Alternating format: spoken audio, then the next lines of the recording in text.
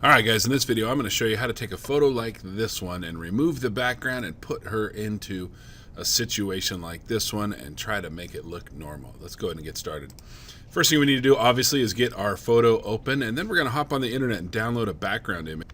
So I've gone ahead and searched up beach here. I'm just going to go ahead and click on images, and we want to make sure we're getting a large image, so I'm going to go to tools, size, and I want to choose larger than about 4 megapixels. Anything bigger than that should work out okay for us. So got quite a few options. Let's click on them.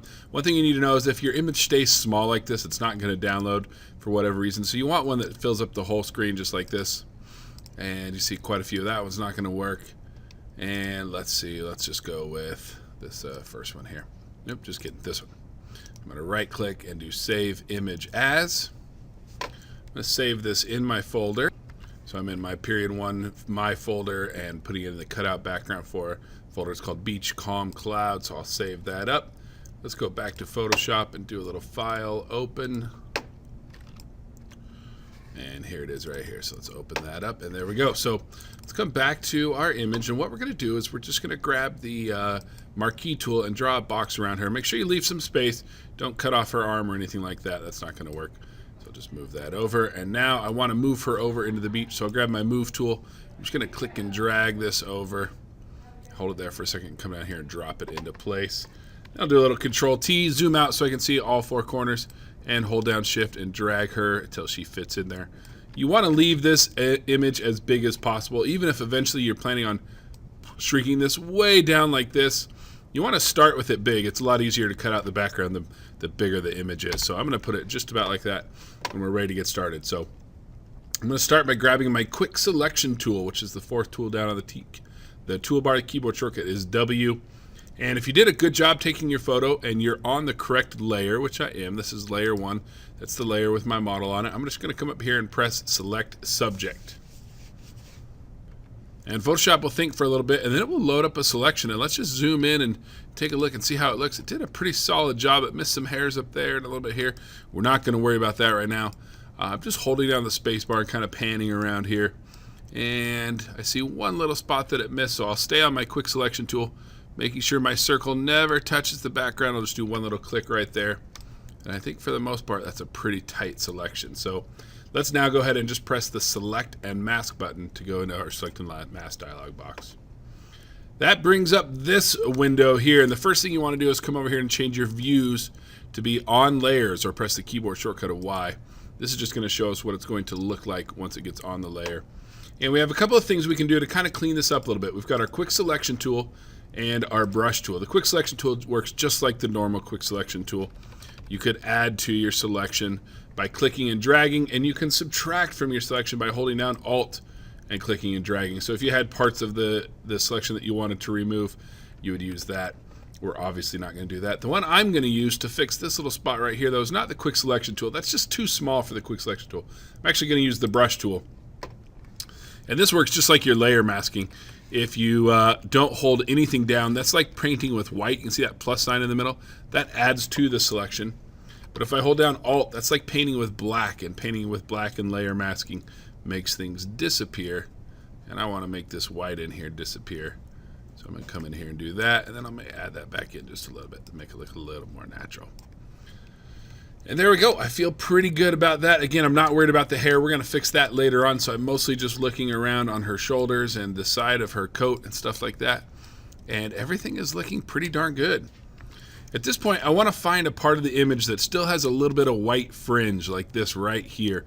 It's a little hard to see on this image because this image is such a light colored background. So what I'm going to do is come over here and click on my view mode and click on this dude. And I'm going to change this to on black, and that's going to give me a dark background. That's going to allow me to see that white fringe around the edges of her sweatshirt a little bit better. And I'm going to pick an area where it's pretty obvious, so probably right about here works pretty good. And we're going to try to get rid of that now with these sliders over here. Let's just start. I always do just a little bit of smooth, like 1 or 2, just so that the smooth feels like it's involved and important. I'm not sure that it actually does anything, but I like it. And then I'm going to go to the feather, and what I'm looking for in this feather is that as I raise up my feather slider, that I start to see this edge soften up just a little bit. Whoops, I accidentally clicked there. So I'm going to raise this up slowly, and I'm watching this edge, and what I want to see is that little white fringe. I want to see it kind of come out and away from the sweatshirt there. And so I'm going to just raise this up maybe to about 1.8, 1.6. I usually never go over 2 with my feather. In fact, I've never had to. So next, I'm going to go to my contrast slider, and I'm going to want to watch this white kind of tighten back up and suck back into the sweatshirt. But now it'll disappear a little bit as I raise this up. And I'm just going to keep raising it up until it kind of looks like nothing's happening anymore. Stuff will continue to happen if I keep going. But I want to kind of find that point where any future changes are pretty minor. And let's check the before and after by checking this box right here that says show original. This is going to be pretty subtle, especially even on this image. So there's my before, there's my after. It's not much, but our goal with feather and contrast is to just get rid of a little bit so that we can finish it off with shift edge. Your goal is always to use as little shift edge as possible. So I'm going to click and now drag this to the left, and I just want to watch the last of the white on here just disappear. And I don't want to use shift edge any more than I absolutely have to, so maybe right about there. And there's still that little chunk of white, but I'm going to switch over to the brush tool, and I'm going to knock that out with the brush tool. So by just zooming in, holding down Alt, because that's the same as painting with black, and that's a much smarter way to get rid of that last little chunk of white that doesn't belong there. Again, the hair still doesn't look right, but we're going to knock that out later. So for now, we're going to be happy with everything from basically here down and feel like that looks pretty good. So let's output 2. Let's choose layer mask and press OK. And again, we're pretty solid. We've got everything where we want it except for the hair. So let's do that now. Okay, let's do the hair. We're going to do the hair on its own layer. So what we want to do is actually get rid of the hair on our layer 1. What I'm going to do that is just grab my brush tool. Make sure that I'm painting with black, so my foreground color should be black. Press D and then X on your keyboard to make that happen. I'm going to right click and make sure my hardness is 100, and I'm just going to grab a large black brush. I'm just going to go around and I'm going to erase the edge of your hair. Oh, look, my opacity up here is at 90, so let's put that back to 100. That's why it wasn't erasing all the way. I'm just going to go all the way around the edge of her hair, and we'll call that good right there. Now, we're going to duplicate this layer 1. The easiest way to do that is Control J on your keyboard. And we're going to right-click on this layer mask right here and delete the layer mask. Let's rename these so we know what they're good for. This one right here is going to be the body layer. So I'm going to double-click right on the words layer 1, type in body. And I'll come up here and double-click right on the words layer 1, copy, and call this one hair.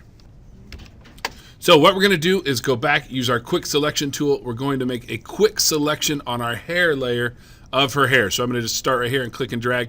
Her head and top of her sweatshirt are going to get selected. That's fine. I don't really care. I just want to make sure I got a quick, good selection around her hair. And I'm going to go back into selected mask on my hair layer. You may want to turn off the body layer. That does help just a little bit.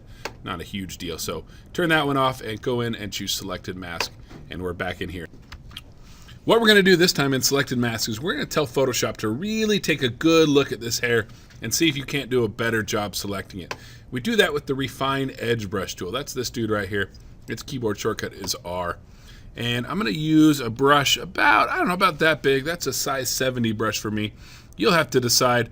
Our goal is to not get very much of the inside of her hair, but to really get all those little fringes and hairs that are all up on top here. You'll see what I mean here in just a second. So I'm going to just go ahead and just start clicking and dragging here along the edge of her hair.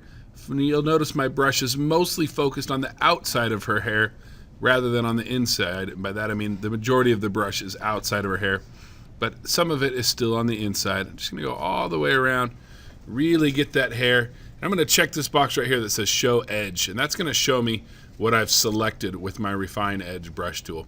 And I'll just make sure I didn't miss anything. I want to make sure I got all those little hairs right up on top there.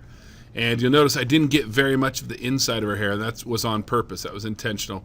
That's how I want it to look. And this, to me, looks just about right. That's exactly where I want it. So I'll uncheck Show Edge there. And you can see Photoshop has cleaned up that edge quite a bit for me. It's a little bit hard to see on this one. Let's switch back to On Layers. And now we can see it a little bit better. This is looking way better than it was before, but still needs some work. So let's keep on pressing on. We're going to do just a few adjustments here, maybe like 1 on the smooth, just a tiny bit of feather, like 0.2 or 0.3. We'll do just a tiny bit of feather there. So maybe like 0.2 or 0.3, somewhere right in there. And then just a touch of contrast. And then the smallest amount of shift edge, like -2. I'm not sure that these actually do anything, but I think it does look a tiny bit better, so we'll go for it. And then I always check this decontaminate colors box because I just want to see if Photoshop will do a good job with it. And looking at it, it did not do a very good job. So I'm going to uncheck that, and we'll do it manually. So I'm going to come down here to output to layer mask, and we'll go ahead and press OK.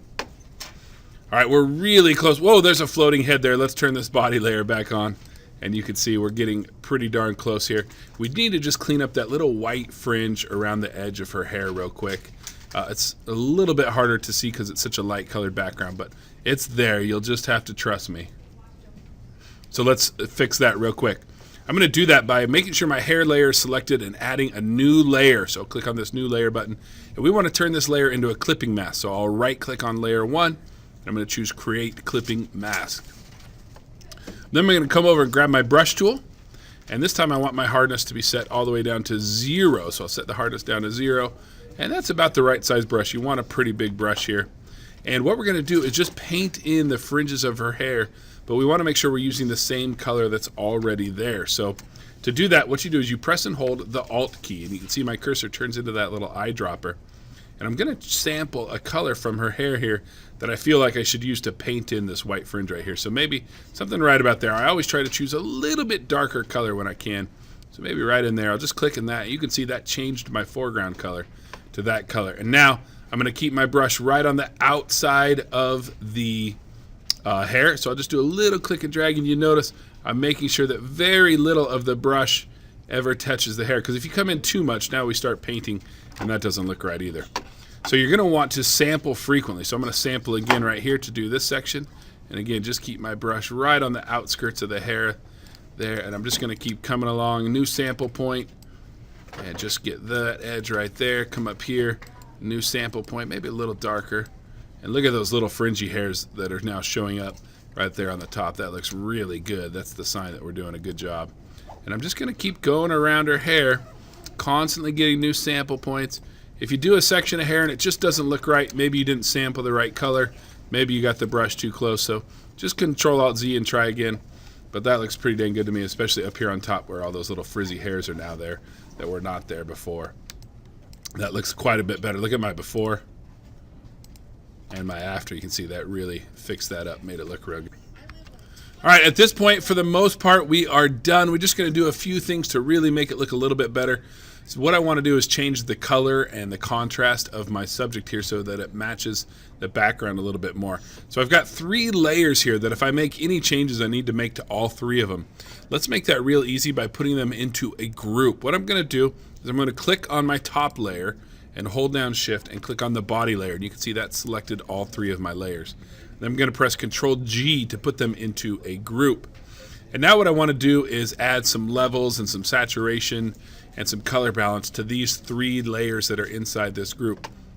So I'm going to click on my little black and white circle down here at the bottom. These are the adjustment layers. I'm going to start by doing levels. The problem is if I do a levels adjustment now, it's going to do the levels adjustment to everything. What I want it to do is only do levels to what's directly below it. And we can do that again by right-clicking on this level 1 adjustment layer and choosing Create Clipping Mask.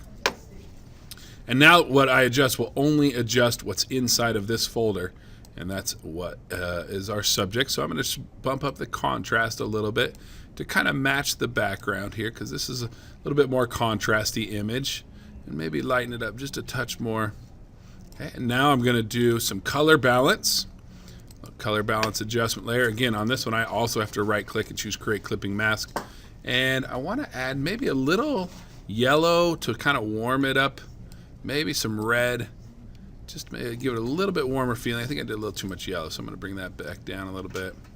That looks better. Look at how much warmer that image looks, how much better it matches her location. And then the last thing I'll do, of course, is a little hue and saturation. Click on that slider, right click, Create Clipping Mask. And I'll bump up the saturation here to kind of match the background a little bit.